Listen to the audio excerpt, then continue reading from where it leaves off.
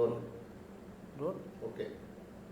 नमस्कार, स्वागत है आप सभी का। आज हमारे पेज एपीएन चैनल पे खास मेहमान जुड़ने वाले हैं। जौनपुर में लोकसभा सीट 73 है, जनता की क्या राय है इनसे भी जानेंगे।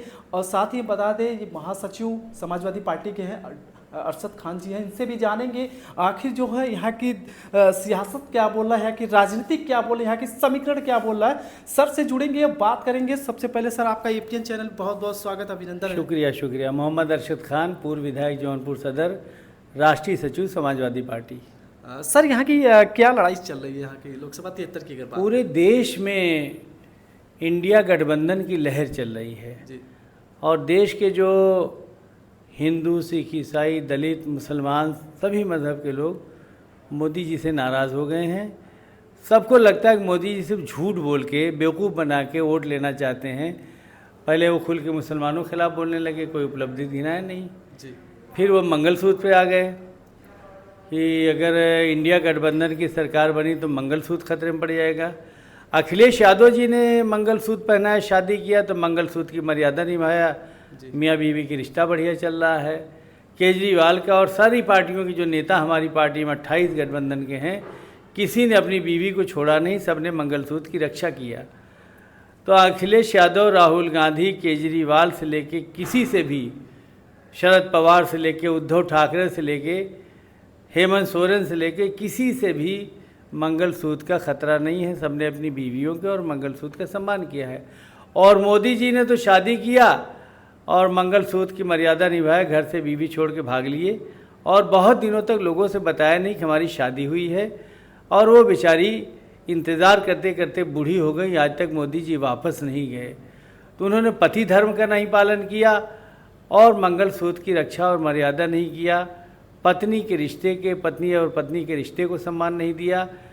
तो मोदी जी महिलाओं की और मंगलसूत्र की रक्षा क्या करेंगे? एक सवाल मेरा ये, यहाँ का लोकसभा की सीटों को अगर बात करें तो कृपा शंकर सिंह चुनावी मैदान में हैं और जो है बाबू कुशवाहा जी हैं, सपा से हैं, तो श्याम सिंह भी उनको टिकट मायावती जी दी है। तो क्या यहाँ का क्या रणनीति है, क्या तैयारियाँ चली, क्या लड़ाइयाँ हो रही हैं यहाँ पे? श्याम सिंह यादव तो उनके लिए कि मेरे अंगने में तुम्हारा क्या काम है जी।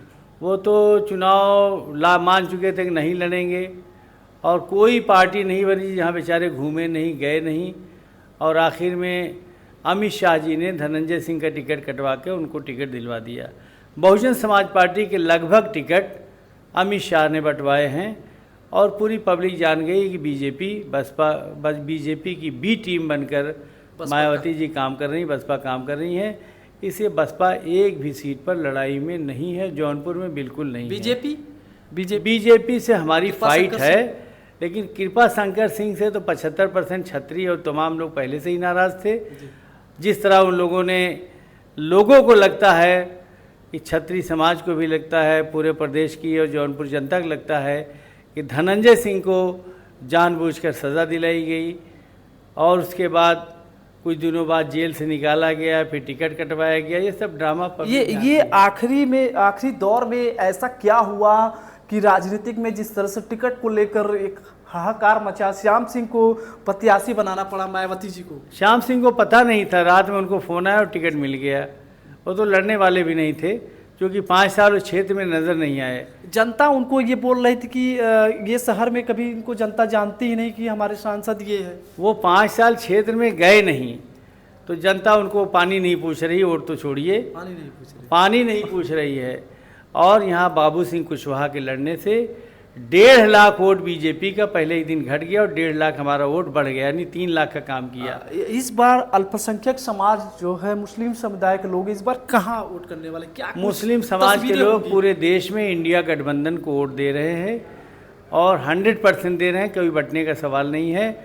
यादव भी दे रहा है, बैकवर्ड दे रहा है, दलित भी दे रहा है और समर्थ समाज भी बड़ी तादाद में मोदी जी से नाराज़ है, वो भी इंडिया गठबंधन को वोट दे रहा है क्योंकि सबको लगता है कि देश का संविधान खतरे में है, अगर आप तो पिछड़ों का आरक्षण खतरे में है और देश की एकता, अखंडता और पूरा देश खतरे में है।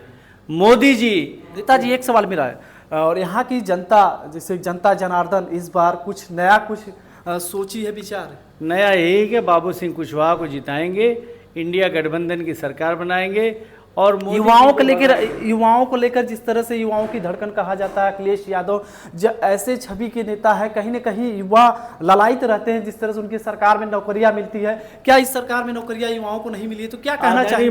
मोदी जी ने ऐलान किया था 2014 में कि हम हर साल 2 करोड़ नौकरी देंगे, यानी 10 साल में 20 करोड़ नौकरी देनी चाहिए थी। उन्होंने नौकरी नहीं दिया, बल्कि बड़ी तादाद में बेरोजगार लोग हो गए। पेपर लीक हुआ और यूपी में भी परीक्षा लीक, 90% परीक्षाएं लीक हो गई। करोड़ों रुपया, अरबों रुपया की परीक्षाएं लीक हो गई। सबसे बड़ी करोड़ों अरबों रुपया नौजवानों का फार्म भरने में लगा। फिर जौनपुर, आजमगढ़, हर जगह के नौजवान, इलाहाबाद, लखनऊ, दिल्ली, जहाँ सेंटर बड़ा, परीक्षा देने गया, 3,000 खर्चा हुआ। और जब परीक्षा दे के निकला तो पता चला पर्चा आउट हो गया, परीक्षा कैंसिल हो गई। इस तरह से लाखों नौजवान ठगा हुआ महसूस कर रहे हैं, नाराज हैं। आदरणीय अखिलेश यादव जी ने ऐलान कर दिया है कि हमारी सरकार बनेगी तो जो नौजवानों का पर्चा कैंसिल होने से, पर्चा आउट होने से, परीक्षा कैंसिल होने से उनकी उम्रें बढ़ गई हैं, नौकरी में बढ़ने आने का मौका नहीं मिलेगा, उनकी उम्रें बढ़ाकर उन्हें परीक्षा देने का, नौकरी में जाने का मौका दिया जाएगा। साथ ही यहाँ पे एक बात करें महंगाई को लेकर, जिस तरह से महंगाई का आलम आसमान छू रहा, कहीं न कहीं महंगाई को लेकर इस बार तमाम मुद्दे पर वोट होने वाले हैं। 2014 में गैस सिलेंडर 400 रुपये का था और तब मोदी जी, अडवाणी जी और स्मृति ईरानी जी, राजनाथ सिंह सब डांस कर रहे थे, 400 रुपया हो गया। अब 1200 रुपया हो गया है। पेट्रोल महंगा, डीजल महंगा। बाबा रामदेव ने, मोदी जी ने ऐलान किया था, मोदी जी का नाम लेकर 35 रुपये लीटर बढ़ेगा, अब 100 रुपया हो गया। तो गैस महंगी, तेल महंगा, पेट्रोल महंगा, मिट्टी का तेल तो गायब हो गया, ख़त्म कर दिया इन्होंने। सरसों का तेल महंगा, गरीबों के मुंह से अनाज चला गया, गरीबी बढ़ी है। पहले 30-40 करोड़ लोग गरीबी की रेखा से नीचे थे, अब मोदी जी 80 करोड़ लोगों को 5 किलो राशन दे रहे हैं, यानी अब देश में 80 करोड़ लोग गरीबी की रेखा से नीचे आ गए। कितनी सीटें निकल रही यूपी में?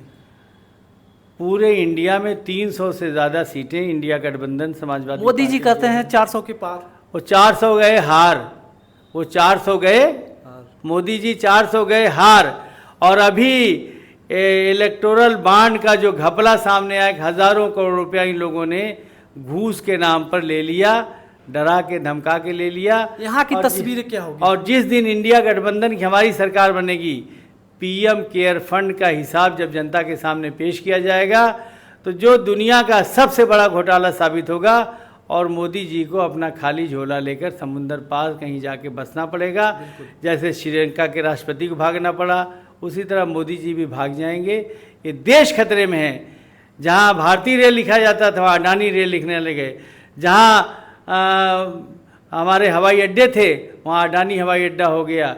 इन्होंने हवाई अड्डे बेच दिए, बहुत सारे रेल बेच दिया, स्टेशन बेच दिया, क्या क्या नहीं बेच दिया। यहाँ के दो लोकसभा सीट है, 73 और 74। जिस तरह से समाजवादी पार्टी 73 जौनपुर में शहर में एक अच्छी मजबूती है, कहीं ना कहीं इंडिया गठबंधन के साथ जो जिस तरह से समर्थन कर रही है। और जो मछली शहर का क्या हाल होगा? दोनों का सीटों के, जौनपुर भी जीत रहे हैं, मछली शहर जीत रहे हैं, प्रतापगढ़ जीत रहे हैं, आजमगढ़ जीत रहे हैं, लालगंज जीत रहे हैं, गाजीपुर जीत रहे हैं, कई सीटों पे मिर्ज़ापुर जीत रहे हैं, भदोही जीत रहे हैं। मतलब ऐतिहासिक रिजल्ट। बिल्कुल, जैसे सन 1977 में जनता पार्टी जीती थी, कहाँ अब जनता इस बार तरह से जनता इस बार इंडिया गठबंधन 70-80% सीटों पर उत्तर प्रदेश भी जीतने जा रहा है और 300 सीटें ज़्यादा जीतकर लोकसभा में जीतेंगे और इंडिया गठबंधन की सरकार बनेगी। बिल्कुल, आप देख सकते हैं हमारे बीच राष्ट्रीय महासचिव अरशद खान जी है। जिस तरह से अखिलेश यादव ने कहीं ना कहीं इनको कमान सौंपी है, ज़िले में भेजा गया, ये लगातार दौरा कर रहे हैं, कहीं ना कहीं जनसंपर्क कर रहे हैं। इनका एक दावा है विपक्ष पर कहीं ना कहीं हुकार भर रहे हैं। इस बार जो है इंडिया गठबंधन कहीं ना कहीं जनता यहाँ की समझ चुकी है, जनता इस बार बदलाव चाहती, कहीं ना कहीं युवा बेरोजगार है, कहीं ना कहीं तमाम मुद्दे पर इस बार वोट होंगे। बाबू सिंह कुशवाहा जिस तरह से काफ़ी अच्छी कंडीशन में यहाँ पे दिख रहे हैं। जौनपुर लोकसभा 2 के दोनों सीटों, क्या ये सपा की झोली में जाने वाला है? इनका एक दावा है, कहीं ना कहीं बीजेपी पर निशाना भी साध रहे हैं। और साथ ही मैं बता दूं, कहीं ना कहीं 25 मई को यहाँ पे मतदान होना है जौनपुर में। जिस तरह से कहीं ना कहीं राजनीतिक सियासी समीकरण यहाँ का इस बार कुछ नया कुछ होने वाला है, नया खेला खेलने वाला है समाजवादी पार्टी। इन्होंने जिस तरह से अपनी बात रखी है, कहीं ना कहीं इस तमाम मुद्दे पर समाजवादी पार्टी उतर चुकी है और जनता यहाँ की समझ समझ चुकी है और प्रत्याशियों पर नजर कहीं न कहीं जनता इस बार फेरेगी। और यहाँ पर बाबू कुशवाहा जी है, बीजेपी सपा से चुनाव लड़ रहे हैं, कहीं न कहीं अच्छे कंडीशन में दिख रहे हैं। इस बार इंडिया गठबंधन काफ़ी मजबूती से यहाँ की दोनों सीटें समाजवादी पार्टी की झोली में जाने वाली है। और साथ ही मैं बता दूं 25 मई को मतदान होना है। इस बार समाजवादी पार्टी ने कमर कस ली है और विपक्ष पर निशाना साध रही है। जौनपुर से पंकज, एपीएन न्यूज़ के लिए।